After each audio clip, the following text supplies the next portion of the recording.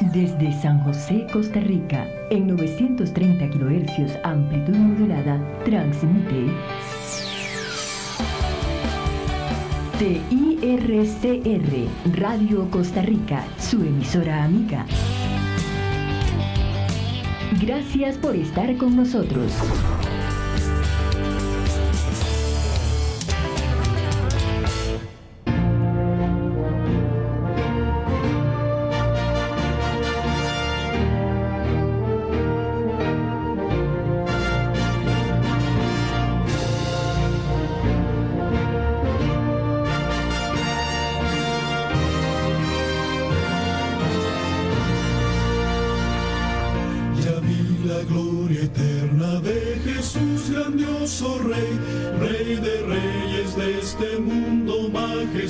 Y con poder su regreso ya anuncia con señales por doquier, venciendo viene el rey. Muy buenos días, mi querido hermano y mi querida hermana. Estamos contentos, felices de estar otra vez acá compartiendo la palabra de Dios, una verdad presente para el tiempo en que estamos. Es una bendición para nosotros, el remanente adventista CR, poder compartir estos mensajes con cada uno de los que nos están escuchando o viendo a través de la televisión o el internet. Es una bendición. Estamos con el tema, o más bien siguiendo con el tema la serie Las 7 iglesias en el libro de Apocalipsis. Estamos con esta serie, empezamos hace unos días. Hoy estamos con el tema, creo que es el número 4, que se llama o se titula La iglesia de Esmirna. La iglesia de Esmirna, la segunda de las 7 iglesias que nos habla Apocalipsis en el capítulo 2 y en el capítulo número 3.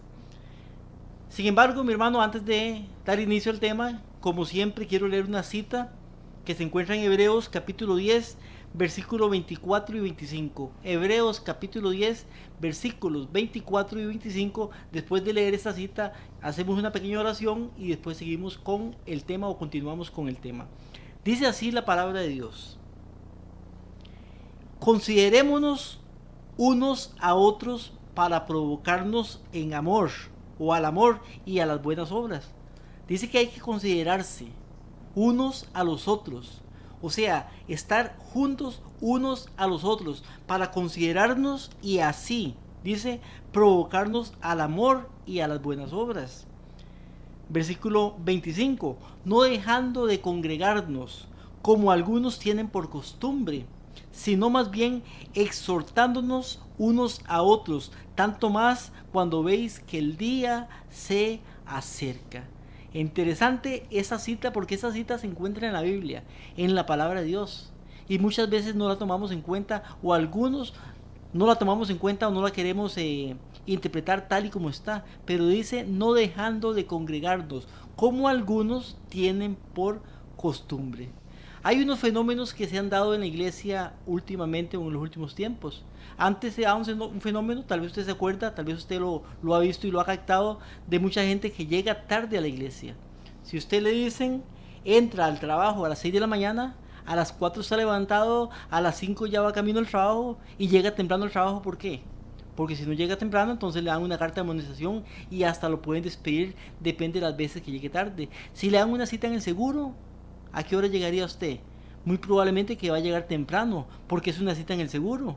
O otras citas en muchos lugares que nos dan, llegamos temprano, pero cuando se trata de la iglesia, la casa de Dios, el día de oración, ese día, la costumbre, el fenómeno es llegar siempre tarde porque no hay problema. De todos modos, nadie nos va a criticar, nadie nos va a juzgar, nadie puede hacerlo, nadie nos va a amonestar.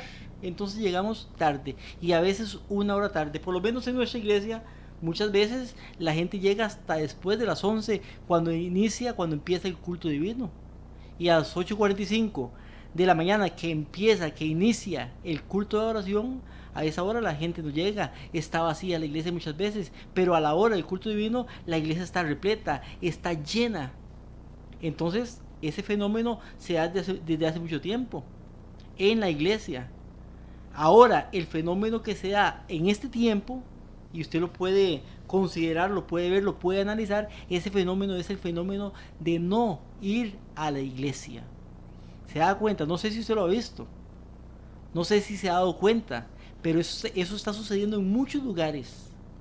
El fenómeno de no ir a la iglesia, sino que en nuestra casa ponemos la radio, ponemos el televisor, tal vez, aparentemente, no sé porque no lo he hecho yo, entonces no sé qué es lo que harán, pero supuestamente por medio de un programa, por medio de una aplicación en la radio, en la televisión, en internet, en la computadora, entonces así se está guardando el día del Señor en ese tiempo. Ahora, hay familias que tal vez son una pareja, el esposo y la esposa, y no digo que sea bueno, pero tal vez ellos dos están frente al televisor, viendo una predicación, cantando, no sé, podría ser. Pero cuando la familia es más grande, tienen hijos, niños, adolescentes, jóvenes, ¿qué hacemos con esos niños pequeños? Cuando muchas veces ni siquiera en la casa se le da una instrucción cristiana y a veces necesitamos llevarlos a la iglesia para que ellos conozcan a otros niños que tienen las mismas creencias, que creen igual, y para que la iglesia se preparan las historias para niños de manera adecuada para ellos y se les puede enseñar. ¿Qué pasa con nuestros jóvenes y nuestros adolescentes en este caso? Cuando acostumbramos a no ir a la iglesia, ¿estamos haciéndoles un bien a ellos o les estamos haciendo un daño? Cuando en la iglesia ellos pueden tener personas jóvenes, varones o mujeres que tengan las mismas creencias que ellos tienen y puedan hacer actividades como las que ellos hacen. ¿Qué es lo que le estamos enseñando a nuestros niños, a nuestros jóvenes, a nuestros adolescentes?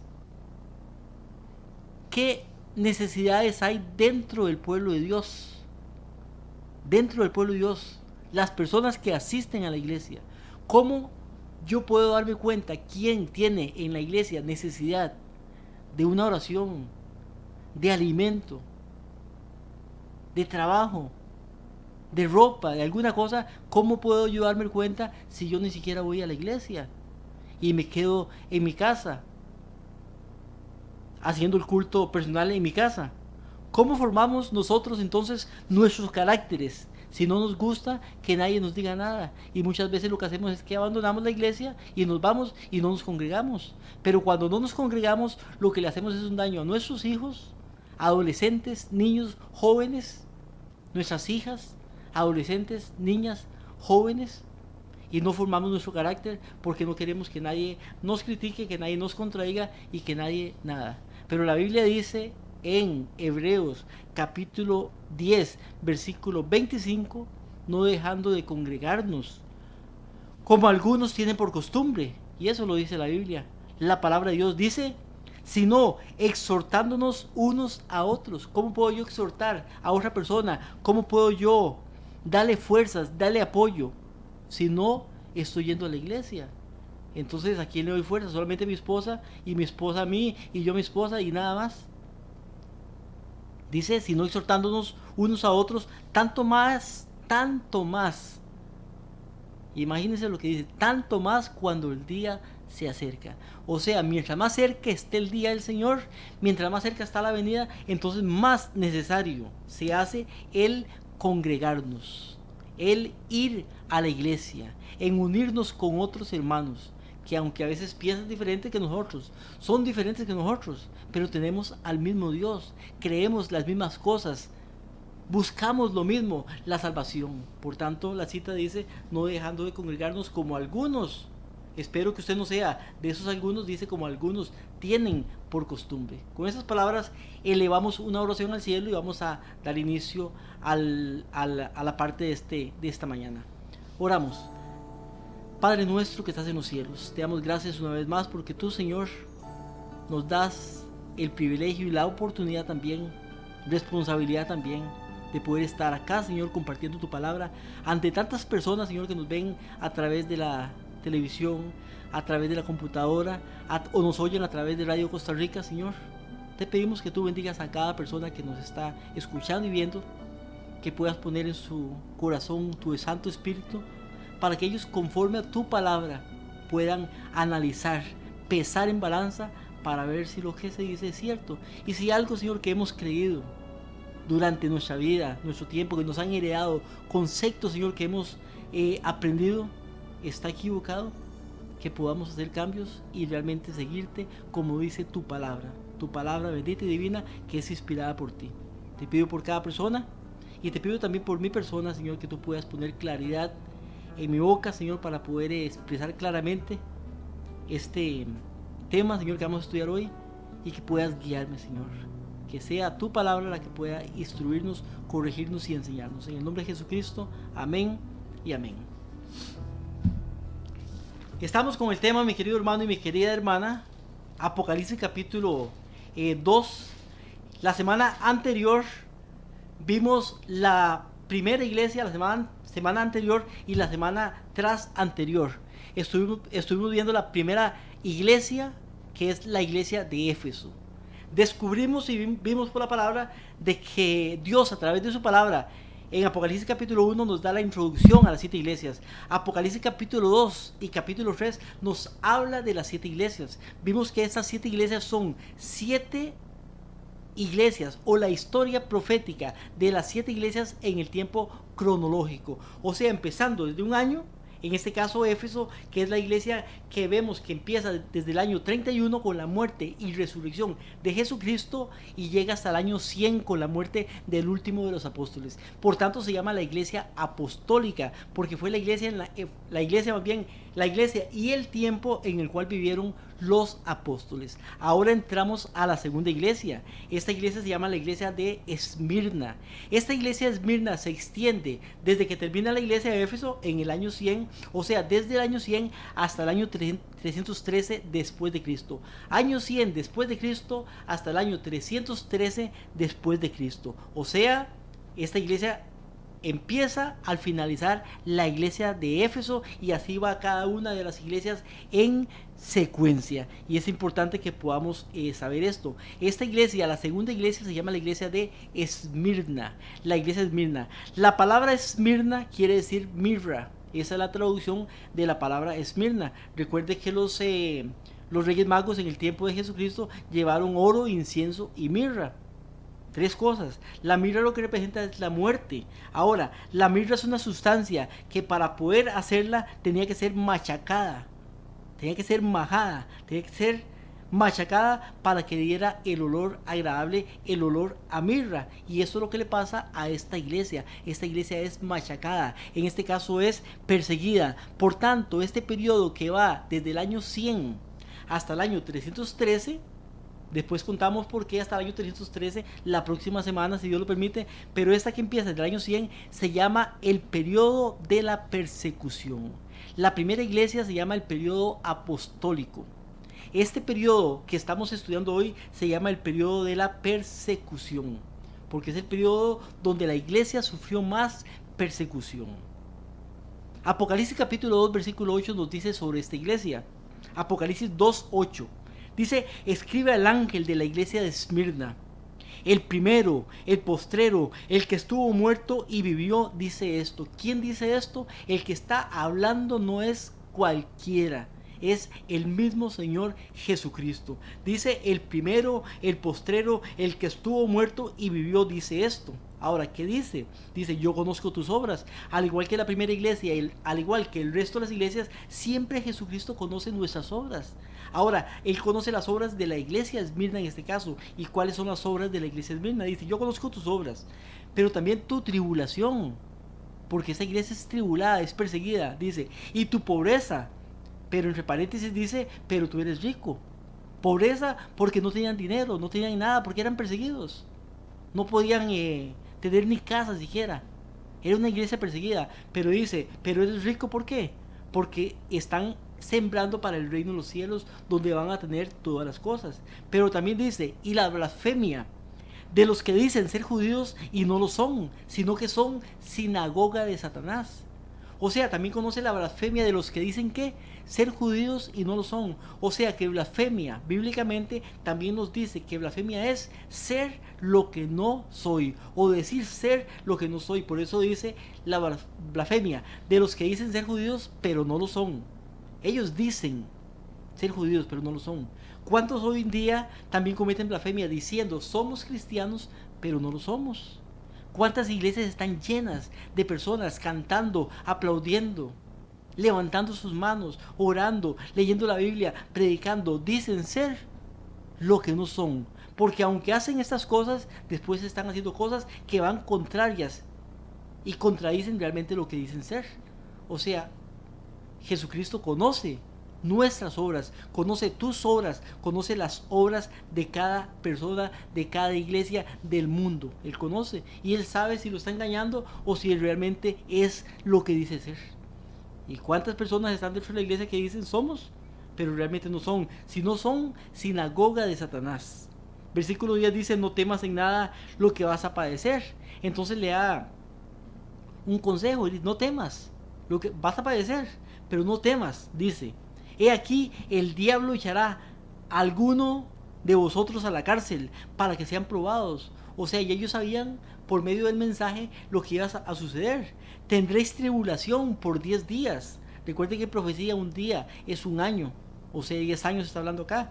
Y recuerde, o vamos a ver que esos 10 años son los 3 años de la persecución de Decio y los 7 años de la persecución de Diocleciano, 2 emperadores romanos completamente perseguidores de la iglesia, implacables.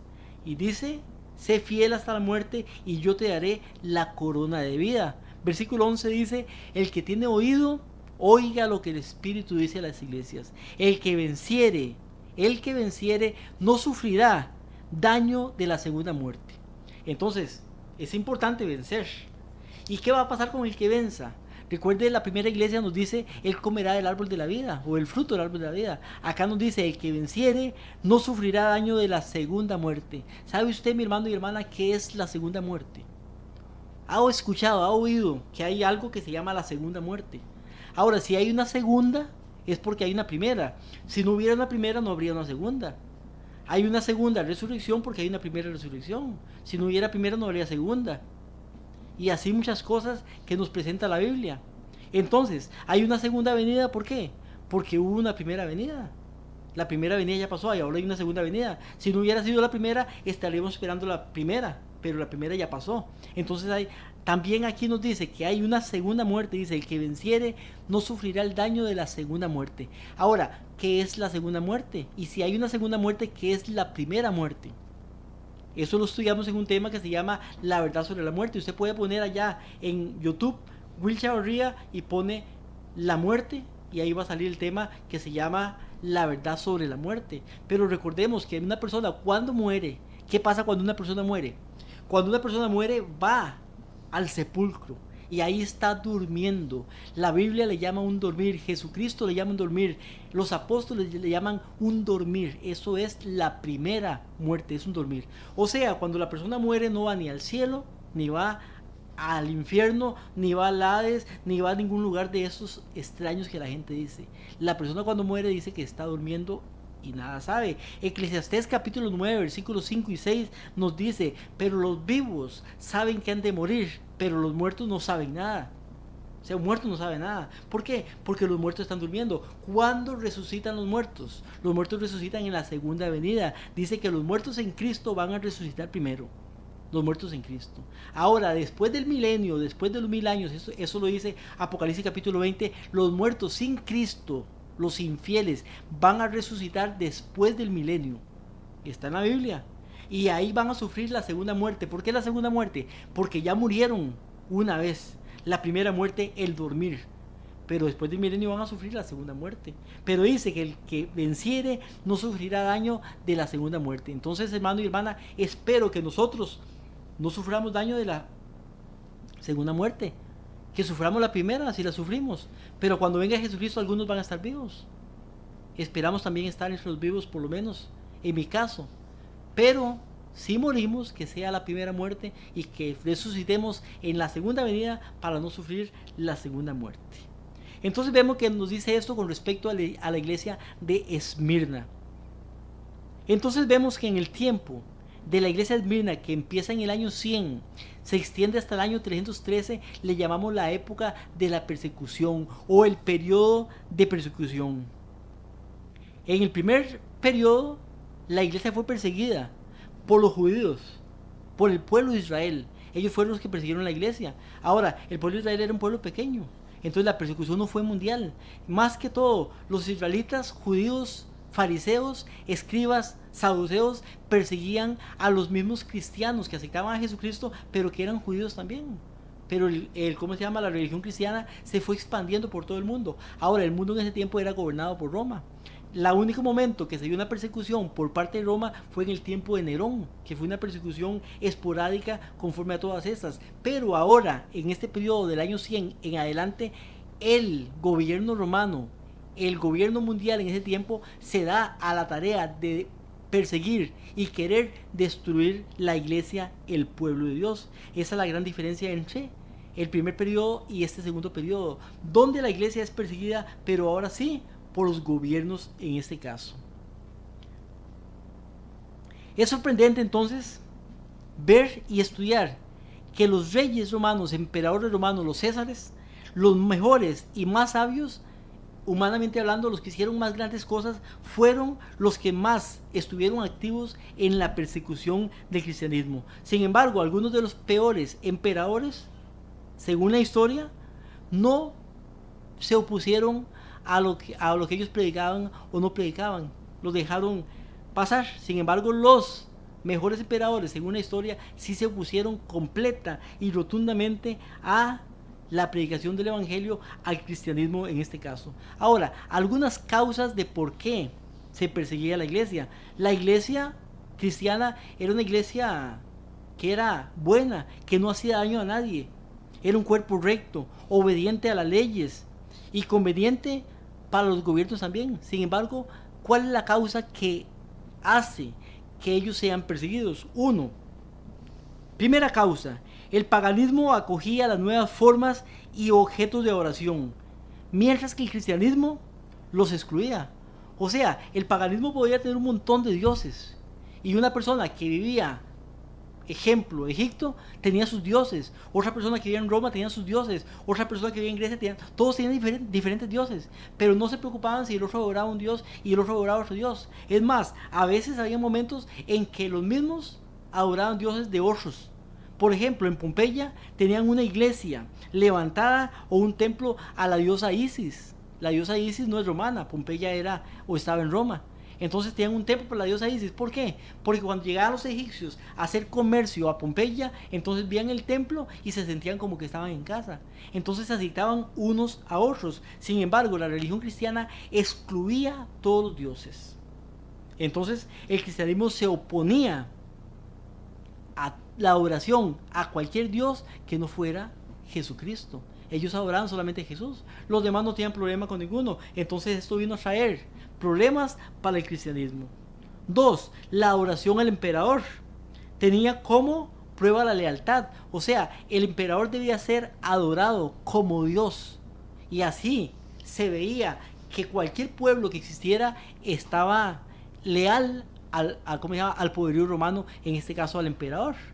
Ahora, los cristianos se oponían completamente a eso y ellos preferían morir que adorar a alguien que no fuera Dios. Entonces también esto les traía problemas.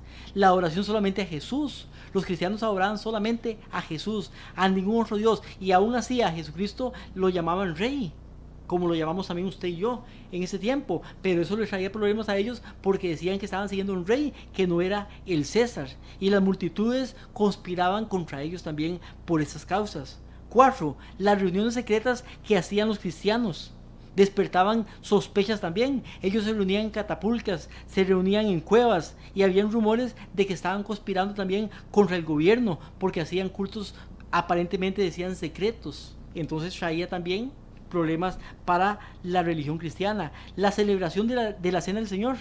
Esa celebración se hacía entre los cristianos.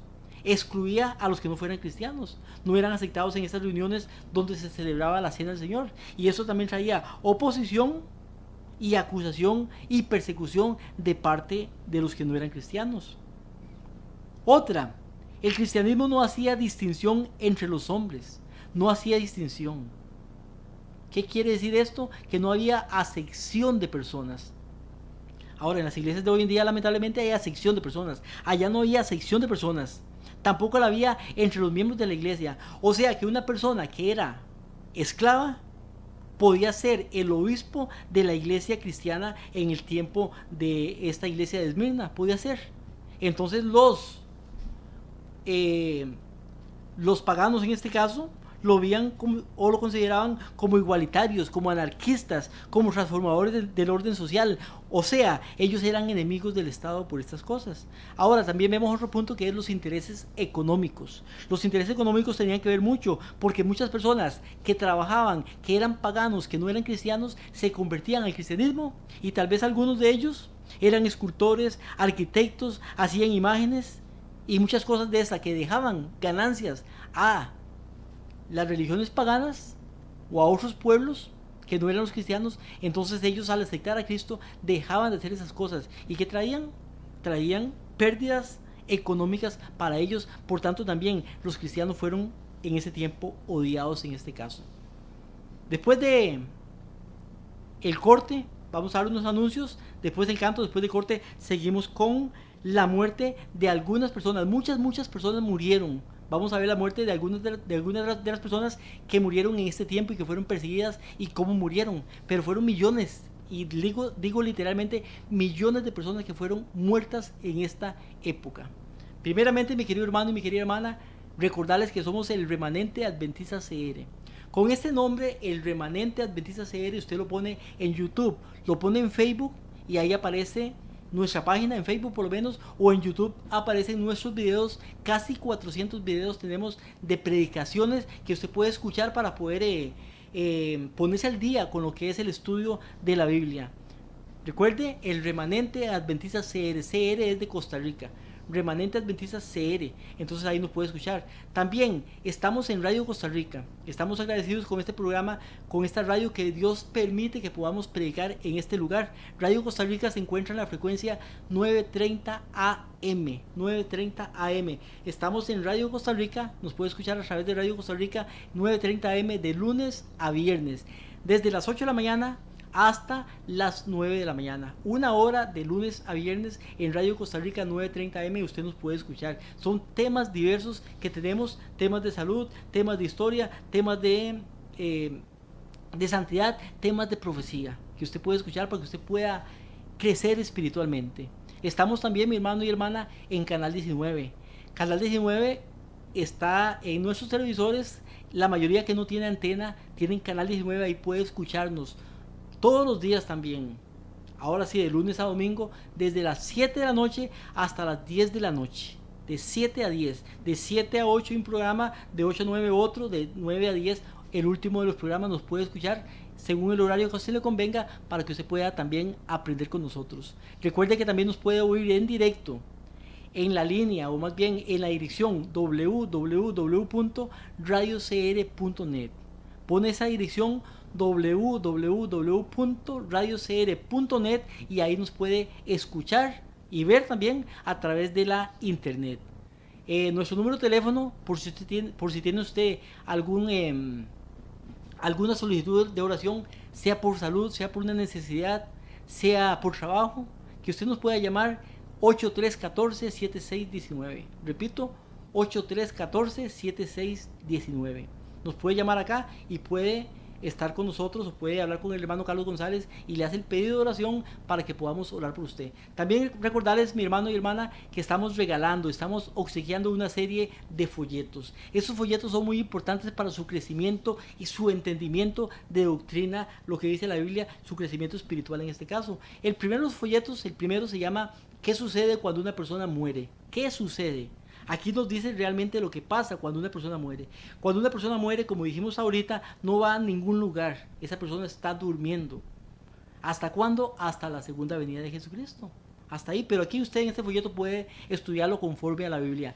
El segundo de los folletos, la segunda venida de nuestro Señor Jesucristo, nos habla del día en que los muertos en Cristo van a resucitar. ¿Y cómo viene Jesucristo?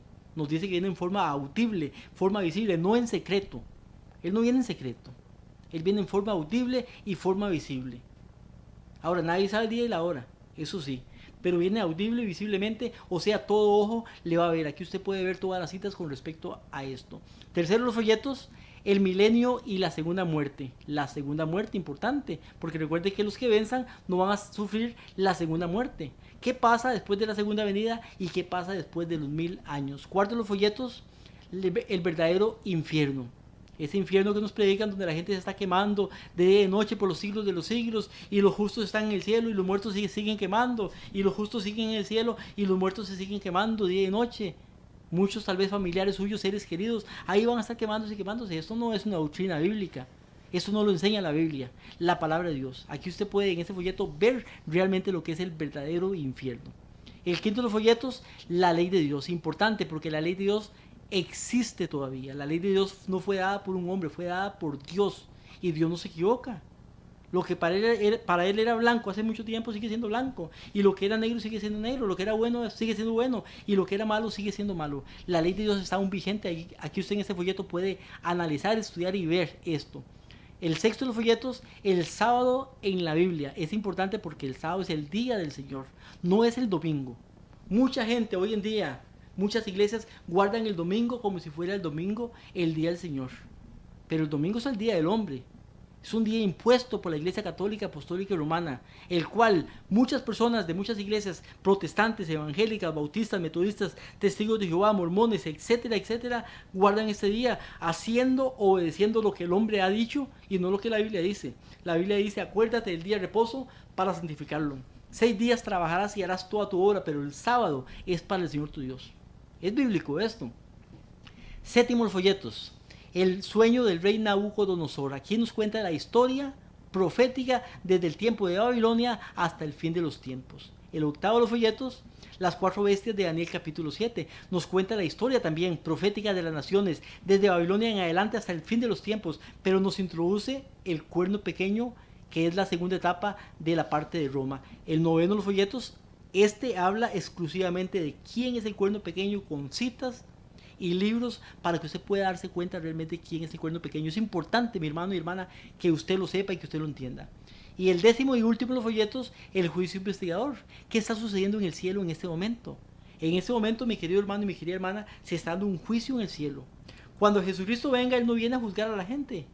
Él viene a llevarse a los buenos y los malos van a quedar. Ya el juicio fue dado. Y eso es lo que está sucediendo en este momento. Se llama el juicio investigador o el día de su juicio. Por eso dice Apocalipsis capítulo 6, versículo 7, la hora de su juicio ha llegado. Después del canto, mi hermano y hermana, proseguimos con el tema.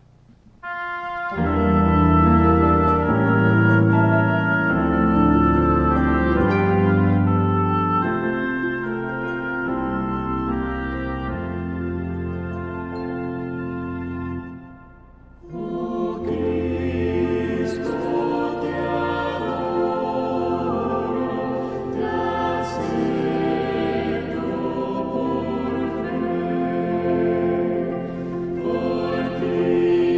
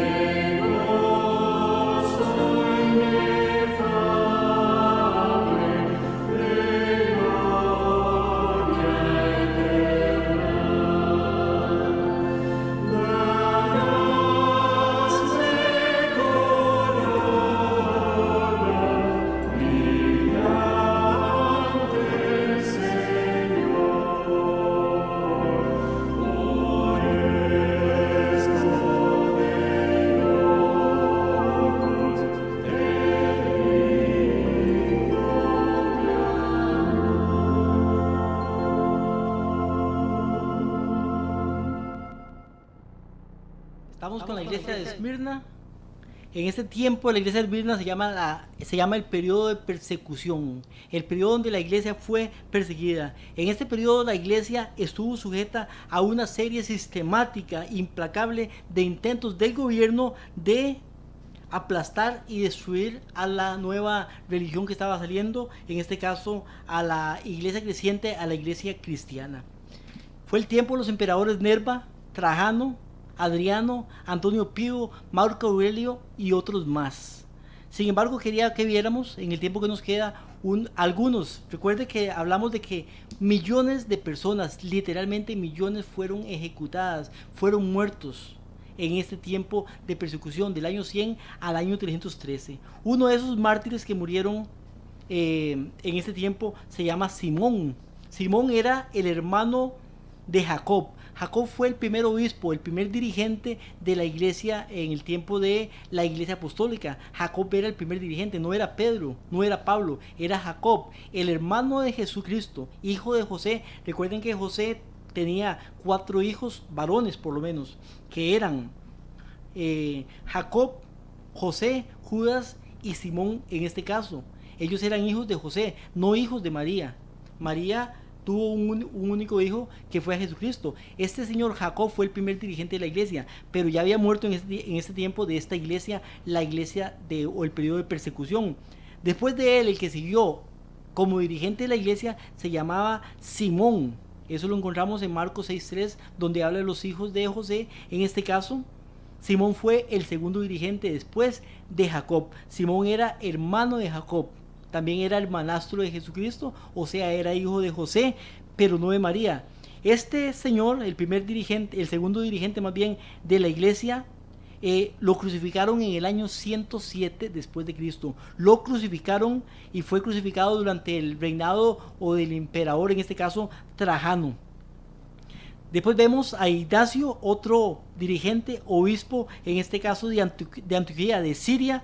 Fue echado a las fieras y muerto por las fieras en el anfiteatro romano en el año 108 después de Cristo al 110, año 108 al 110 después de Cristo. En el tiempo de Marco Aurelio, uno de los emperadores romanos, un buen emperador humanamente viéndolo, pero un perseguidor encarnizado de la nueva religión que estaba saliendo, del cristianismo. Este fue un gobernante recto, sin embargo un encarnizado perseguidor de los cristianos. Dice que miles de creyentes fueron decapitados y devorados por las fieras hambrientas en la arena, y miles de miles fueron decapitados. Incluso nos dice la historia que los que se encargaban de decapitar, los verdugos, se turnaban por horas, uno una hora, otro otra hora, y se iban turnando porque era tanta la gente que decapitaban, que le cortaban la cabeza, que ellos se cansaban con esto y tenían que estar cambiando. Policarpo era obispo de Esmirna en Asia Menor. Murió en el año 155 después de Cristo. A este Policarpo lo quemaron vivo. Vemos como algunos eran crucificados, otros eran quemados, otros eran echados a las fieras. De muchas maneras ellos podían morir también. También hay uno que es muy conocido, o que tal vez usted puede acordarse del nombre, se llama Justino Mártir. Era un filósofo y un escritor cristiano en ese tiempo. Él fue crucificado en el año 166 después de Cristo. Séptimo Severo, otro emperador romano, también causó una terrible persecución durante su gobierno. Y era una persona que tenía una naturaleza morbosa y melancólica también. En ese tiempo muere otra persona, un obispo que se llamaba Leonidas. Era un padre, o más bien era el padre del teólogo Orígenes. A él lo decapitan, muere decapitado en Alejandría. En el año 203, las fieras hacen pedazos a una mujer cristiana que se llamaba Perpetua. Ella venía de Cartago, tenía una sierva de ella que se llamaba Felicitas. Ella también, las dos juntas, son echadas a las fieras y son muertas en este caso.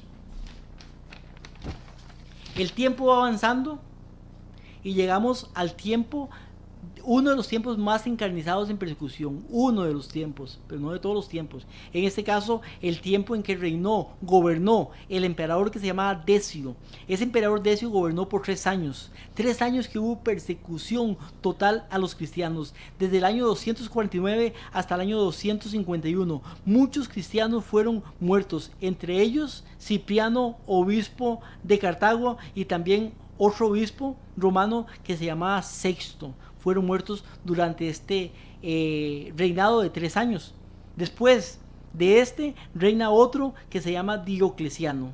Después de él siguió Valeriano, pero con Valeriano no hubo tanta persecución. Pero viene Diocleciano, que persigue, más bien él es el emperador de Roma, en este caso desde el año 303 hasta el año 310, o sea 7 años. Los 7 años de él más los 3 años de Decio suman los 10 años, o los 10 días, que nos dice que son 10 años, que nos habla la profecía en Apocalipsis capítulo 2 sobre la iglesia de Esmirna. Y busco el versículo, capítulo 2 y el versículo 10, donde dice: y tendréis tribulación por 10 días. Con Diocleciano también hubo una persecución encarnizada contra todos los cristianos. Fueron terribles persecuciones durante el periodo de Diocleciano y durante el periodo de esta gente. En el periodo de Diocleciano se dan algunos edictos, en el periodo de Diocleciano. Entre esos edictos está el primero: quemar cada ejemplar de la Biblia. O sea, las Biblias eran quemadas, en muchos tiempos fueron quemadas. Ese fue de los primeros tiempos en que las Biblias eran quemadas, eran buscadas y eran quemadas. Segundo, derribar las iglesias levantadas por todo el imperio durante el medio siglo de calma relativa que hubo. Levantaron muchas iglesias, entonces debían ser derribadas todas las iglesias cristianas. Tercero, quitar la ciudadanía a quienes no renunciaran a la religión cristiana. Quitar la ciudadanía, imagínese usted. Le quitaban la ciudadanía, y si le quitaban la ciudadanía, ¿qué pasaba? Si le quitaban la ciudadanía, igual no podía trabajar, no podía hacer comercio, no podía comprar, no podía vender. O sea, era un siervo, era un esclavo.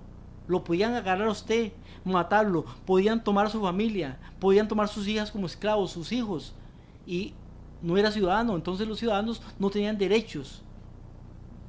Entonces decía que el tercero edicto era quitar la ciudadanía a quienes no renunciaran a la fe cristiana, y muchos murieron sin renunciar a la fe cristiana.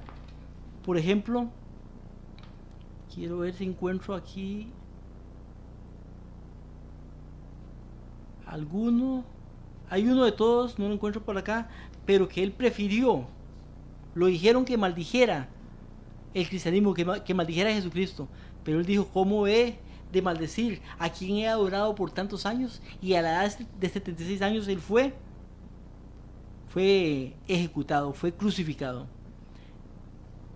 Entonces, en muchos lugares se reunían a los cristianos en templos, y dentro de los templos llenos de cristianos, ahí los rodeaban los soldados y los quemaban vivos dentro de sus templos, con todo y templo e iglesia. En las iglesias eran quemadas con todos sus cristianos dentro de estas iglesias, y así perecían los creyentes dentro de las iglesias, dentro de las paredes.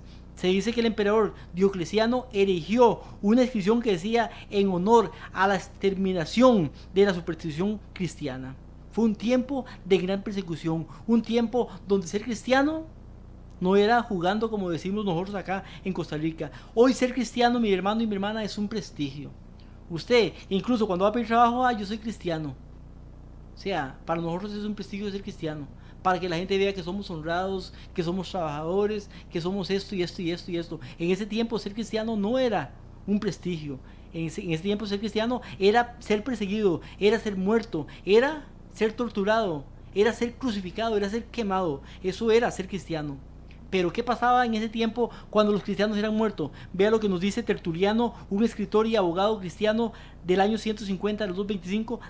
Dice: la sangre de los cristianos, más bien dice, disculpen, la sangre de los mártires es semilla de nuevos cristianos. Eso es una escritura que él hizo, Tertuliano, en ese tiempo. La sangre de los mártires es semilla de nuevos cristianos. O sea que cuando el cristiano moría, nacían más cristianos, y en lugar de reducir el cristianismo, más bien se iban levantando más y más y más. Nos dice otro escritor de ese tiempo que se llama Diogneto. Diogneto dice, vea lo que escribe: ¿no ves que los cristianos arrojados a las fieras, con el fin de que renieguen al Señor, no se dejan vencer. ¿No ves que cuanto más se le castiga, en mayor cantidad aparecen otros? Mientras más se les castigaba, mientras más los mataban, más aparecían otros. Nos dice otro escritor de esta época que se llama Hipólito Romano. Hipólito Romano dice que un gran número de hombres atraídos por la fe de los mártires se convertían a la vez en mártires. Entonces, al ver la gente la fe de estos mártires que morían por causa de su Señor, que morían por causa de Cristo, también llegaban a ser cristianos y a ser también mártires.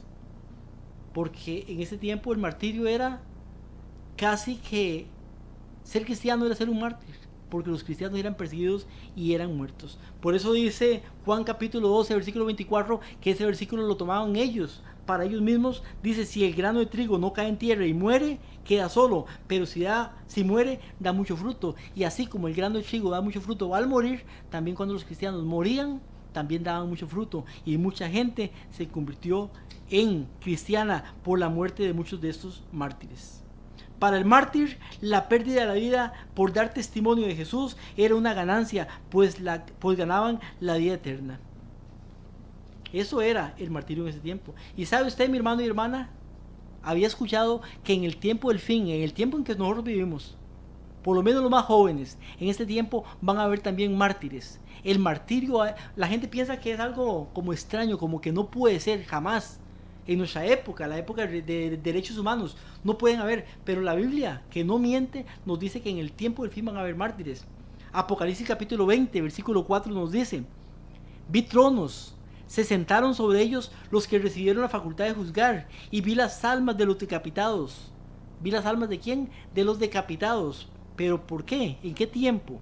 Dice: por la causa del testimonio de Jesús, por la palabra de Dios, los que no habían adorado a la bestia ni a su imagen, y que no recibieron la marca en sus frentes y en sus manos, y vivieron y reinaron con Cristo 1000 años. Dice que fueron decapitados estos, porque no adoraron a la bestia ni a su imagen, ni recibieron la marca en su frente ni en sus manos. Eso de la marca de la bestia no es presente, eso es futuro todavía, no ha sucedido. El tiempo de la marca de la bestia está por venir, y eso lo vamos a estudiar también dentro de un poco tiempo. El tiempo de la marca de la bestia ya casi está, pero todavía no está. Y en ese tiempo van a haber mártires también. Los que no adoren a la bestia de su imagen, ni reciban su marca en su frente o en su mano, eso dice que van a ser mártires también en el tiempo del fin. ¿Está usted preparado, mi hermano y hermana, para poder formar parte de este grupo de cristianos que están dispuestos a dar la vida por Jesucristo? Entonces vemos algo importante. En este segundo periodo, la iglesia es purificada por la persecución. O sea que más bien la persecución, en lugar de hacer daño a la iglesia, más bien la purifica. Y la iglesia crece y crece y crece. Muchos miles, millones mueren, pero también millones también se levantan y aceptan el cristianismo como parte de su vida. Entonces, uno de los efectos que produce la persecución es una iglesia purificada. 2. Las persecuciones mantienen alejados a los que no son sinceros en su profesión. Imagínense, en ese tiempo los que no eran sinceros no estaban en la iglesia. Si hubiera persecución hoy en día, ¿cuántos hermanos saldrían corriendo de las iglesias? ¿Cuántos saldrían? ¿Y cuántos negarían el nombre de Cristo? La persecución purifica a la iglesia y la persecución aleja a los que no son sinceros. 3. Nadie se unía a la iglesia por ganancia mundana ni popularidad. Y ahora, ¿cuántos, mi querido hermano y mi querida hermana que me está escuchando, se unen a la iglesia por ganancia? ¿Cuántos pastores deshonestos que lo que hacen es sacarle el dinero a sus ovejas? ¿Cuántos, mi hermano y hermana? Estamos en el tiempo cuando la iglesia lo que se predica es prosperidad y prosperidad, y de, hasta tarjetas están ya incluidas en las iglesias para que usted pueda dar y pagar con su tarjeta de crédito y después queda con la deuda. Y si usted debe tanto, entonces dé tanto para que el Señor le bendiga. Eso es mentira. Pero en este tiempo dice que nadie se unía a la iglesia por ganancia mundana, porque en este tiempo ser cristiano no era tener dinero, en este tiempo ser cristiano era ser pobre. 4. Los débiles de corazón abandonaban la iglesia. O sea, los que tenían poca fe, los que eran débiles, abandonaban la iglesia. ¿Por qué? Tenían que decidirse. 5. Solo los que estaban dispuestos a ser fieles hasta la muerte eran los que se hacían abiertamente seguidores de Cristo. los que estaban dispuestos a seguir a Cristo hasta la muerte. En este tiempo, ¿cuántos decimos ser cristianos y cuántos estamos dispuestos a ser fieles hasta la muerte y cuántos no? La persecución sacudió la iglesia separando el trigo de la cizaña. En el tiempo del fin, mi querido hermano y mi querida hermana, viene persecución también. Y esa persecución va a traer una separación, una purificación. Y los que son de verdad, esos son los que van a quedar. Pero si usted en este tiempo no demuestra que es un verdadero cristiano y está dispuesto a dejar lo poco que tiene que dejar, menos en el tiempo que viene para la historia de la humanidad. Entonces, mi hermano, en este tiempo, ¿qué pasa? Primer tiempo, la iglesia de Éfeso, el periodo apostólico. Segundo, el periodo de persecución. ¿Y qué pasa en el periodo de persecución?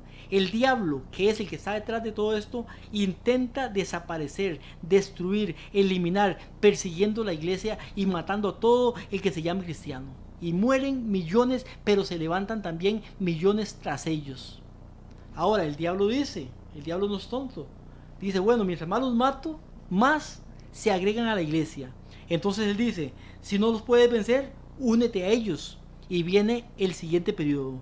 Cuando Satanás se da cuenta de que su táctica no le funciona para destruir la iglesia, entonces él cambia de táctica. Aquí es cuando viene la tercera iglesia, la iglesia de Pérgamo. En la iglesia de Pérgamo ya no hay persecución, y eso lo vamos a ver la próxima semana, porque Satanás se da cuenta que la persecución purifica. Satanás se da cuenta que de la persecución salen los verdaderos cristianos. Satanás se da cuenta que de la persecución hace una separación del trigo y la cizaña, y el que es verdadero se va a ver.